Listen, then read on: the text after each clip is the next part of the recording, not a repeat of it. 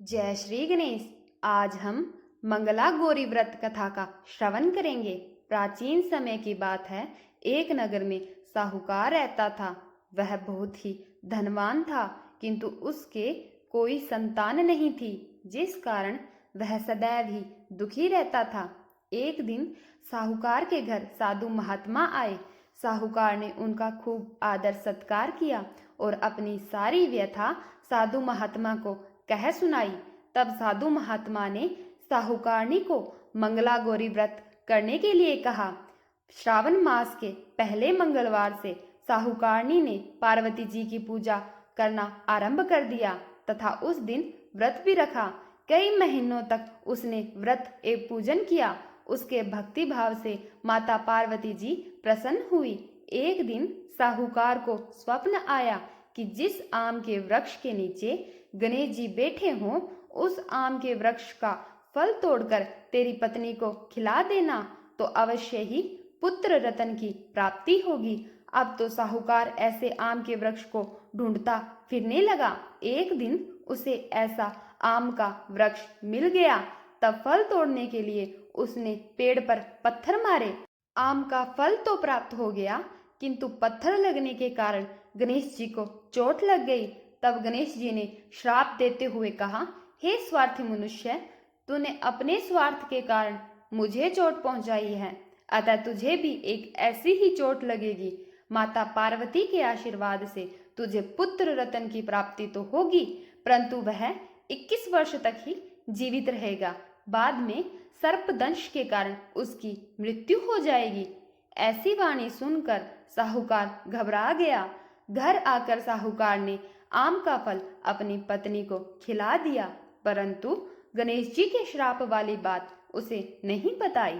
9 महीने बाद उनके घर एक सुंदर बालक का जन्म हुआ, जिसका नाम उन्होंने मनु रखा।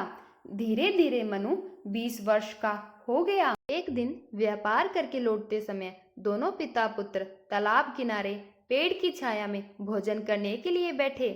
उसी समय 2 लड़कियां कपड़े धोने के लिए उस तालाब पर आई।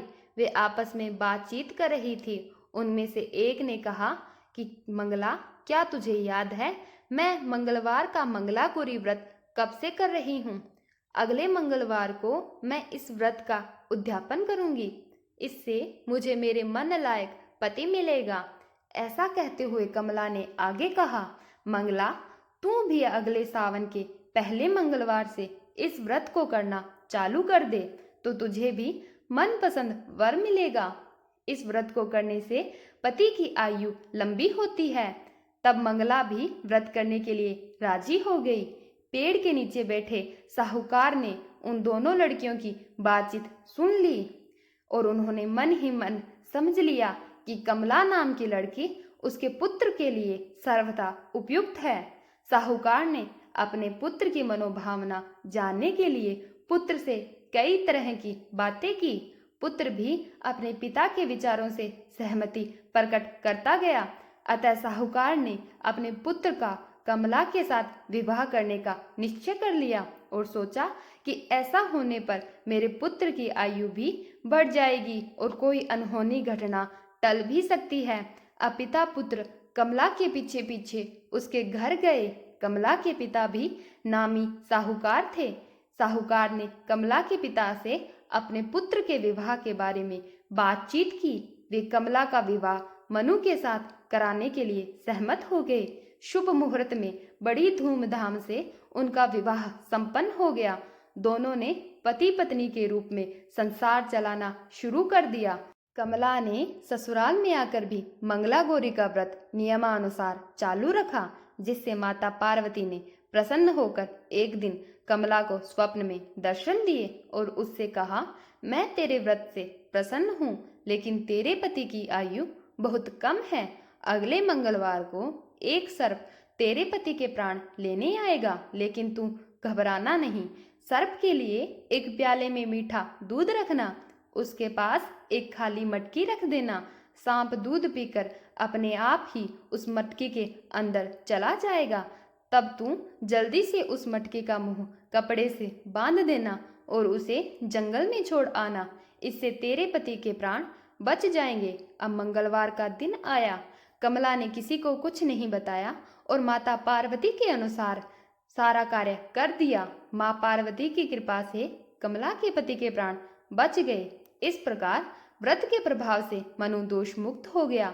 जब घर वालों को सारी घटना मालूम हुई तो सबने खुशी मनाई। अब तो चारों ओर कमला का गुणगान होने लगा। गांव की महिलाएं कमला से व्रत का विधि विधान पूछने आने लगी और व्रत करने लगी। कमला ने भी अगले मंगलवार को विधि विधान से मंगला गौरी व्रत का उद्यापन भव्य रूप से कराया। ब्राह्मणों को भोजन कराकर उन्हें दक्षिणा दी तथा उनका आशीर्वाद प्राप्त किया। माता पार्वती के आशीर्वाद से कमला सुखी जीवन व्यतीत करने लगी। माता मंगला गौरी की जय हो।